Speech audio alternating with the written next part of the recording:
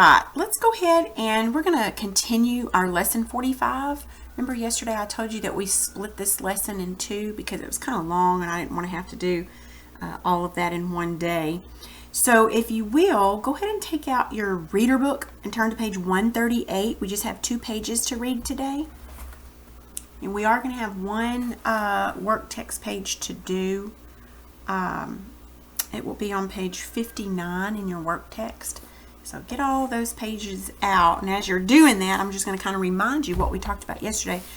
Then we talked yesterday about the beginning of this chapter being that America was, we had all of our territories, intercontinental territories and states. So now America was thinking about, maybe we need to expand outward. Remember Mr. William Seward, remember what he bought? He bought Alaska. Now remember, he didn't buy it as a state. It was not a state. It had to be a territory first. So he bought that as a territory. It didn't become a state for a long time after that. But a lot of people made fun of him for buying it, but he bought it for a really good reason. And it ended up being a huge blessing for America. All right, so let's look at page 138. I don't know if you remember yesterday I introduced a word to you called American imperialism. I told you we'd study that today. So we're going to talk about that right quick and look at some reasons why the United States wanted to expand its territories. And also we're going to look at another view. Some people didn't want to and didn't think it was right. So we're going to read on page 138. I'd like for you to follow along with me. Now, the reasons for the United States expansion. Americans had varying reasons for wanting to expand. Sometimes their reasons worked together. Many Americans were Christians. They hoped more people around the world would hear about Jesus. Some Americans wanted to make money. They believed the United States should influence or even control faraway lands. Then traders could make more money for American businesses. Factories in places like Massachusetts could sell their goods to people outside the United States. America could sell goods to the Pacific Islands. Some Americans were afraid other countries would become more powerful than the United States. Nations such as the United Kingdom and France claimed many lands throughout the world. Some Americans thought their country should have more lands too. Most Americans believed that their government was the best. They thought they should spread the American way of life around the world. By the end of the 1800s, many Americans wanted the United States to expand, but only some wanted to practice imperialism, or the control of foreign lands. Many hoped the United States could help other nations and itself. All right, so that page kind of gave us an overview of the reasons why some people wanted the United States to expand.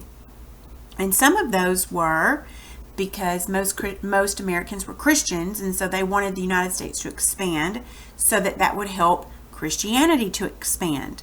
Another reason was they thought that if we would expand our territories, that we could sell more. Our businesses and factories would sell more and we could make more money. And also we would be able to trade because America had a lot of raw resources. Do you know what that would be? Things like trees, forests, so that we would have, because resources that we get from that would be wood and things that we get from the plants and, medicines and things such as that. We had a lot of water, coal, gold, that kind of thing. So those are raw resources, but they were limited, and there were some that we didn't have hardly any of. And so America thought, well, maybe we should expand out and we could get other lands that have the raw resources that we don't have. That way we could have everything. Some people thought, oh goodness, well, the more that we own, the better, and we'll just be made this great country that nobody's going to mess with. We don't want any other country getting more than what we have. We can't have that. So imperialism, though, is where we control foreign lands that are not on our soil, foreign lands. So anyway, some people wanted to do it. Now, some people did not want to practice imperialism or even expand because a lot of people thought, well, we had to fight really hard for our liberty and our independence. and it was tough. Why do we want to go in and make somebody do something that we don't think they should do, or that they don't think they should do? Why should we go in? We didn't want people coming and telling us what to do. Why should we go do that? Some people thought it was against God's law, God's word, to go in and take land, from other people. So there was a lot of reasons why people did want to expand, a lot of reasons why they didn't want to expand. Let's look at page 139. Here's another reason to claim foreign lands. Traveling around the world became easier in the late 1800s. To get to most places, people had to travel by ship. For most of human history, ships moved in one of two ways. They sailed with the wind, or people rowed them. But after the Civil War, many ships had steam engines. Although steamships were good, they had their own problems. The biggest was that the steamships needed coal. Ship captains needed to know they could stop at ports that had coal available. Captains had to plan their trips carefully. A ship going from New York to London could carry enough coal to go there and back. If the captain wanted to take more people or more goods, he had to take less coal. Once the ship arrived in England, more coal could be brought for the return trip, or bought for the return trip.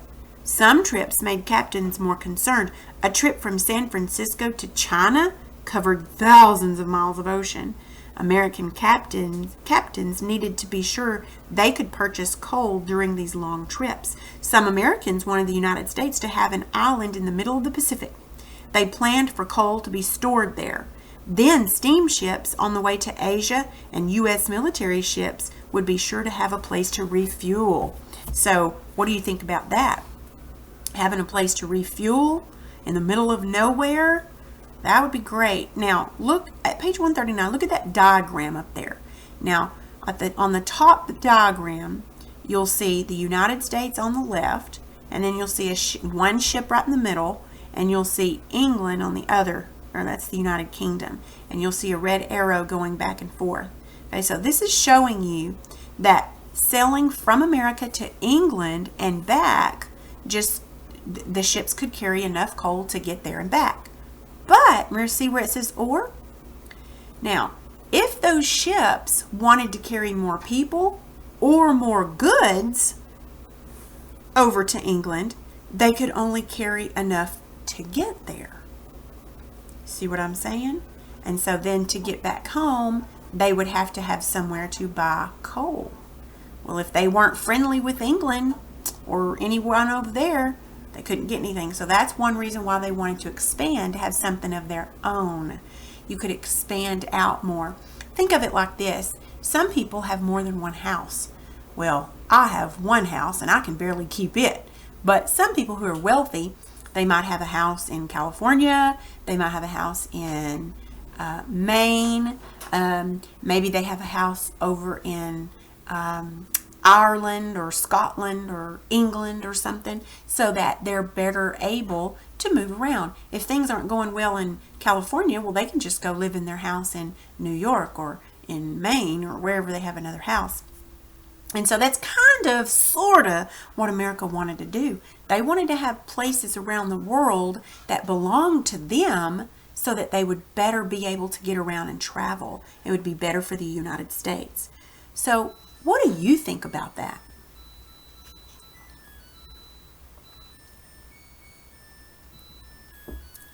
All right, I hope you have an idea about what you might think about that. Let's look at our work text page right quick. It's on page 59. Now I'm going to have to write something in my notes to remind myself. Let's see.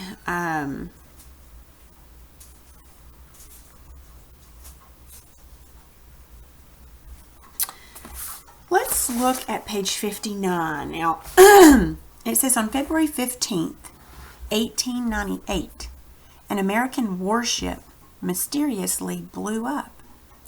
The sinking of the USS Maine, and here's a picture of it on the screen.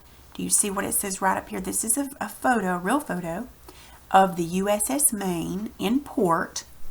Now this word, circa, it means something in Latin, and I don't remember what it means, but basically it means about. or around 1903 to 1907. So this picture was taken over 100 years ago, and this is a United States warship called the USS Maine. Let's continue reading on our work text page. So the sinking of the USS Maine sparked a war between the United States and Spain. The Maine was anchored in Havana, Cuba. Spain was mistreating the Cubans. The United States and other nations tried to help the Cubans. When the Maine sank, President McKinley and Congress decided to use force. They wanted to set up a stable government and secure Cuba's independence.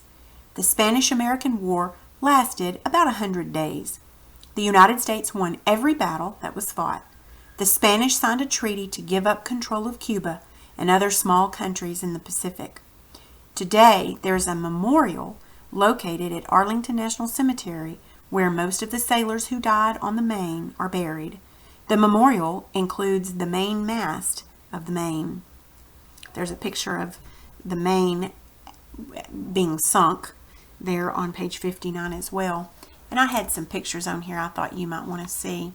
Now this one actually is a real picture as well of it being, it's sunk and it's destroyed there. There's a picture of the Maine with the men on it.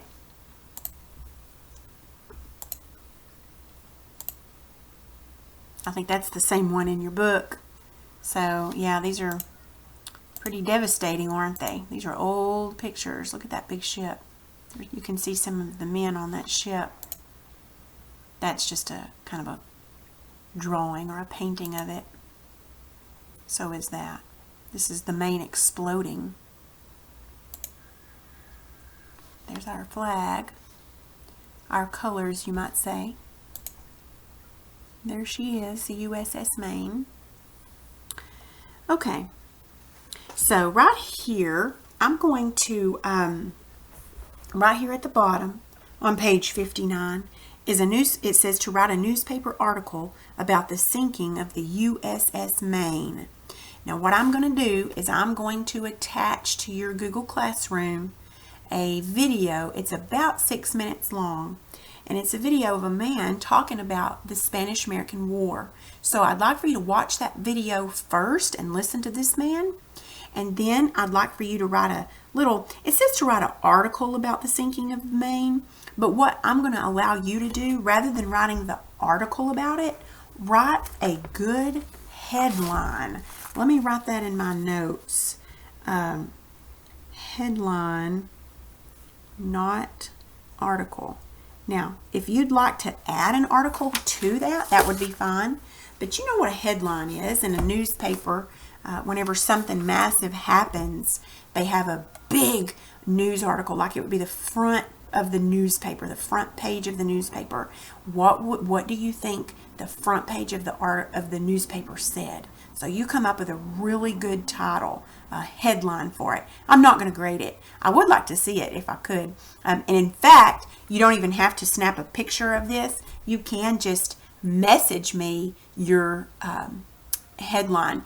And if you would, put quotation marks around it so that I'll remember when I look at it that it's actually a headline of a newspaper article, okay? I hope that makes sense. If not, let me know. So I'm going to go ahead and attach this. I'd like for you to watch that video and then give me a good headline of the USS Maine sinking, okay? That'll be all for today.